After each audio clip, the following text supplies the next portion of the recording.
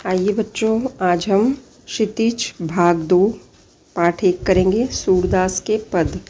सूरदास के पद पढ़ने से पहले हम कवि परिचय पढ़ेंगे। और हिंदी कविता के आकाश में सूर्य के समान हैं। महाकवि सूरदास जी अपनी कविता में कृष्ण भगवान के बाल्यकाल का वर्णन करते हैं। और सूरदास जी पूर्व मध्यकाल कृष्ण भक्ति शाखा के भक्ति काल के कवि हैं। दिल्ली के पास सीही नामक ग्राम में इनका जन्म हुआ है सन 1478 ईस्वी तथा मृत्यु 1583 ईस्वी में। सूरदास जी ने वल्लभाचार्य जी से शिक्षा ली है और ये अष्टछाप के सर्वाधिक प्रसिद्ध कवि हैं। सूरदास जी जन्म से ही अंधे थे और भागवत कथा सुनकर मथुरा में उन्होंने कृष्ण भगवान के बचपन की इतने सुंदर पदों की रचना की। सिर्फ सुनने के बाद इतनी सुंदर रचना करना बहुत महानता का कार्य है। इनके ग्रंथ सूरसागर, साहित्य लहरी और सूरसावली कृष्ण भक्त थे, इसलिए इनकी बाल लीला व रास लीला का वर्णन उन्होंने अपने पदों में किया है। इसलिए उन्होंने वात्सल्य और श्रृंगार रस के बहुत ज़्यादा उपयोग किया है और इसी के कवि कहलाते हैं। इनकी सूरसागर में एक भ्रमर गीत का प्रसंग है। इसमें भंवरे को कृष्ण मानकर गोपियाँ बातें कर रही हैं। इसमें कृष्ण के व्रत से मथुरा जाने के बाद गोपियाँ उनके विरह में व्याकुल थी और उनका प्रेम बाल्यकाल से ही था, इसलिए वह उनको छोड़ने को तैयार नहीं थी। वहाँ से वे उद्धव को दूध बनाकर जब भेजते हैं भगवान कृष्ण की गोपियों को संदेश भेजना है। और उद्धव बहुत ही ज्ञानी हैं और वे इतने ज्ञानी हैं कि उनका घमंड तोड़ने के लिए भगवान उनको गोपियों के पास भेजते हैं, क्योंकि प्रेम में ज्ञान बाधक होता है, अर्थात रुकावट का काम करता है। उद्धव को जो ज्ञान था उसका बहुत गर्व था और उसी के खंडन के लिए भगवान ने उसे गोपियों के पास भेजा। और जो गोपियाँ थी वो पढ़ी लिखी भी नहीं थी, गाँव की थी सब स्त्रियाँ। तब भी उन्होंने ऐसे ऐसे उपदेश दिए हैं उद्धव जी को कि वह अपना ज्ञान भूल गए। गोपियाँ ज्ञान मार्ग की बजाय प्रेम मार्ग को पसंद करती हैं, इसी कारण उन्हें उद्धव का शुष्क संदेश पसंद नहीं आता। तभी वहाँ एक भंवरा आ जाता है और वह भ्रमर गीत प्रारंभ होता है। गोपियों ने भ्रमर के बहाने उद्धव को बहुत व्यंग कसे हैं। इन पदों में पहले पद में गोपियों को यह शिकायत थी कि यदि उद्धव कभी स्नेह के धागे में बंधे हों तो हमारी वेदना को समझेंगे और अनुभूत करेंगे। दूसरे पद में गोपियों ने यह स्वीकारोक्ति की है कि उनके मन की अभिलाषाएं मन में ही रह जाएगी, वह कभी भी कृष्ण के पास नहीं पहुंचेगी। और इस तरह से तीसरे पद में उद्धव ने योग साधना की कड़वी कड़वी बातें बताई है और एक निष्ठ प्रेम पे दृढ़ विश्वास प्रकट किया है। चौथे पद में उद्धव को ताना मारती हैं कि कृष्ण ने अब राजनीति भी सीख ली है, पढ़ ली है। और अंत में गोपियों द्वारा उद्धव को राजधर्म याद दिलाया जाना सूरदास की लोकप्रियता को दर्शाता है। इस तरह से हम इस पाठ में चारों पद पढ़ेंगे और उसके पूर्व में हम शब्दार्थ पढ़ लेते हैं। अर्थ पता रहेंगे तो अर्थ समझने में और आसानी हो जाएगी। बड़भागी भाग्यवान, अपरस नीरस, तगा मतलब धागा या बंधन, पुरीन पात कमल का पत्ता, पुरीन पात का मतलब है कमल का पत्ता, दागी दाग या धब्बा, माह में, प्रीति नदी प्रेम की नदी, पाँव पैर, बोरियो डुबोयो जो डुबाया जाता है किसी में तो उसको बोरियो, परागी मुग्ध होना, गुड़ चाटी जो पागी, जिस प्रकार चींटी गुड़ में लिपटी है उसी प्रकार हम भी कृष्ण के प्रेम में अनुरक्त हैं। आधार आधार, आवन आगमन, विथा व्यथा, विरहीन वियोग में जीने वाली, विरह दही विरह की आग में जल रही है, हुती थी, गुहारी रक्षा के लिए पुकारना, जितहीं ते जहाँ से, उत उधर वहाँ, धार योग की प्रबल धारा, धीर धैर्य, मर्यादा मर्यादा, न लही नहीं रही, हारिल हारिल एक प्रकार का पक्षी है जो अपने पैरों में सदैव एक लकड़ी लिए रहता है और उसे कभी भी छोड़ता नहीं है। और ये हरे रंग का तोता भी बोलते हैं इसको, हरे रंग का पक्षी होता है। नंद नंदन उर पकड़ी, नंद के नंदन कृष्ण को हमने भी अपने हृदय में बसाकर कसकर पकड़ रखा है। जकरी रटती हुए, रटती जो रहती है दिन भर उसको बोलते हैं जकरी। सु वह व्याधि रोग पीड़ा, करी भोगा। इसके बाद और है शब्दार्थ, तिनही उनको, मन चक्री जिनका मन स्थिर नहीं रहता। मधुकर भौरा जो उद्धव के लिए गोपियों द्वारा प्रयुक्त संबोधन है। हुते थे पठाए भेजा, आगे के पहले के, परहित दूसरों के कल्याण के लिए। डोलत धाए घूमते फिरते थे, फैर फिर से, पाई हैं पा लेंगी, अनीति अन्याय। ये शब्दार्थ है। और इसमें जो हारिल पक्षी के बारे में आया है एक पद में है। ये पीली टांगों वाला एक कबूतर जैसा होता है, इसको हरा तोता भी कहते हैं और संस्कृत में से हारित कहते हैं। और यह पक्षी भारत के घने पेड़ों वाले क्षेत्रों में पाया जाता है, इसीलिए मुहावरों में इसका प्रयोग किया जाता है क्योंकि वो अपने पैरों में बंधी हुई लकड़ी को कभी नहीं छोड़ता है। अब हम पहला पद पढ़ेंगे। ऊधो तुम हो अति बड़भागी, अपरस रहत स्नेह तगाते, नाहिन मन अनुरागी। पूर्ण इन पात रहत जल भीतर, तारस देह न दागी। जो जल माह तेल की गागरी, बूंद न ताको लागी। प्रीति नदी में पाऊँ न धरियो, बोरियो दृष्टि न रूप पगारी।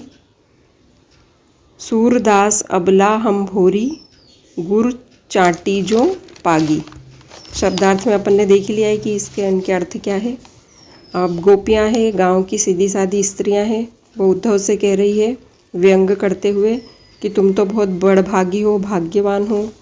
तुमने तो कभी प्रेम के धागे का स्पर्श भी नहीं किया है और तुम्हारे मन में कभी प्रेम का जन्म हुआ ही नहीं। जैसे कमल के पत्ते होते हैं, वो पानी में रहते हैं फिर भी उनके ऊपर एक भी बूंद जल की नहीं रहती है और वह पानी से बिल्कुल भी टच नहीं रहते हैं। इसी तरह जैसे गागर, एक तेल की गागर पूरी पानी में डाल दो तब भी वह पूरी तरह से अलग होती है, उसी तरह तुमने तो नदी में, प्रेम की नदी में पैर तक नहीं रखा है। नहाना तो बहुत दूर की बात है। तुम्हारी आँखों में रूप का पराग रूपी आभा कभी नहीं पहुँची है।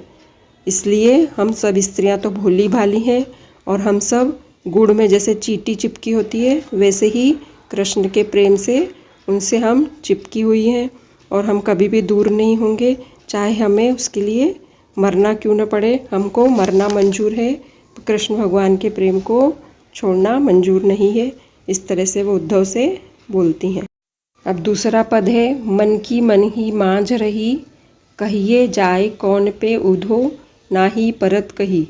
अवधि आधार आस आवन की, तन मन विथा सही। अब इन जोग सैदेसनी, सुनी सुनी बिरहिनी, विरह दही। चाहती होती गुहारी जितही, ते उत ते धार बही।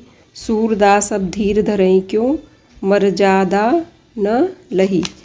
दूसरे पद में सूरदास जी बता रहे हैं कि गोपियाँ कहती हैं कि मन की बात हमारे मन में ही रह गई, अब हम शायद कभी भी कृष्ण से नहीं मिल पाएंगे और अपनी मन की बात उनसे कभी भी नहीं कह पाएंगे। हम अपने प्रेम के भावों को उनसे कभी भी नहीं कह पाएंगे। जब कृष्ण मथुरा जा रहे थे तब उन्होंने कहा था कि वो लौट कर आएंगे, तो हम उनकी राह देख रहे थे और उसी में हम जी रहे थे, लेकिन शरीर और मन की व्यथा सह रहे थे। अब जो तुम संदेश लाए हो कि वो कभी नहीं आएंगे और हम उनको भूल जाएं, तो यह जले पर नमक छिड़कने के समान लग रहा है और हमें जो उम्मीद थी कृष्ण को पाने की, तुम्हारे ज्ञान योग रूपी नदी की लहरों में बह गई। अब हमें जीने की आशा नहीं है। सूरदास की गोपियाँ कहती हैं कि सूरदास अब धीर धरो क्यों, हम कैसे धीरज रखें, और इसका तो कोई आधार ही नहीं बचा है, कोई आशा ही नहीं रहे हैं। हम किस तरह जिएं, हम क्यों जिएं, जब कृष्ण ही नहीं है तो हम जीकर क्या करेंगे। इस तरह से भोली भाली जो गोपियां हैं वह अपना भोलापन और व्यंग एक साथ प्रस्तुत कर रही हैं और भ्रमर कृष्ण व उद्धव का इसमें गहरा व्यंग किया गया है। और अब हम पढ़ेंगे तीसरा पद। तीसरे पद में गोपियाँ कहती हैं, हमारे हरि हारिल की लकड़ी, मन क्रम वचन नंद नंदन उर, यह दृढ़ करी पकड़ी। जागत सोवत स्वप्न दिवस निसी, कान कान जकरी, सुनत जोग लागत है ऐसी ज्यों करई ककरी।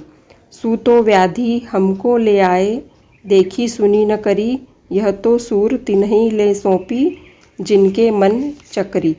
तीसरे पद में कृष्ण भगवान को गोपियाँ इस तरह से व्यंग कर रही हैं, जैसे हम तो उस हारिल पक्षी के समान हैं। हारिल पक्षी भारत के घने जंगलों में पाया जाता है और इसके पैर पीले रंग के होते हैं और ये अपने पैरों में हमेशा लकड़ी को पकड़े रहता है, हमेशा इसके पैर में लकड़ी होती है। तो गोपियाँ अपने आप को ये बता रही है कि हम उस हारिल पक्षी के समान हैं, जिसमें कृष्ण रूपी सहारे को पकड़ के रखा है और उसी तिनके के सहारे हम अपना जीवन बिता लेंगे। उद्धव के बोल गोपियों को कड़वे ककड़ी के समान लग रहे हैं, अर्थात उनको उद्धव की बातें बहुत ही बुरी लग रही है और जैसे कड़वी ककड़ी बुरी लगती है उस तरह से उनको उद्धव के बोल लग रहे हैं। वे कृष्ण योग मार्ग पर नहीं चलना चाहती है, सिर्फ अपने प्रेम मार्ग पर ही चलना चाहती है और उनकी भक्ति से ही वह ज्ञान के बारे में बिल्कुल भी जानना नहीं चाहती, सिर्फ भक्ति में लीन रहना चाहती है। वे जानती हैं कि उनका मन चंचल हो चुका है और वह ज्ञान की बातें नहीं समझेगा और उनका अब कहीं भी मन नहीं लगता है, सिर्फ कृष्ण भगवान के भक्ति में ही उनका मन लगता है। इसलिए वे किसी भी तरह के ज्ञान की बातों को अब नहीं सुनेंगी और वो सिर्फ अपने प्रेम के मार्ग पर ही चलेंगी। अब चौथा पद है, हरि है राजनीति पढ़ी आए, समुझी बात कहत मधुकर के, समाचार सब पाए, इकति चतुर हुते पहले ही, अब गुरु ग्रंथ पढ़ाए, बड़ी बुद्धि जानी जो उनकी, जोग संदेश पठाए। उधो भले लोग आगे के, परहित डोलत धाए, अब अपने मन फेर पाइए, चलत जू हुते चुराए। ते क्यों अनीति करे आपुन, जे और अनीति छुड़ाए, राज धर्म तो यह सूर, जो प्रजा न जाहि सताए।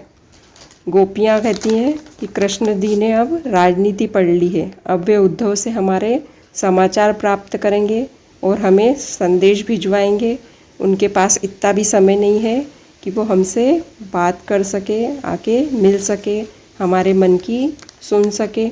वे स्वयं आकर मिलना नहीं चाहते, हमारा हाल नहीं जानना चाहते और वे भंवरे से तुलना करती हैं और वे उद्धव को बहुत चालाक होकर बताती हैं कि राजनीति द्वारा ज्ञान दे रहे हो।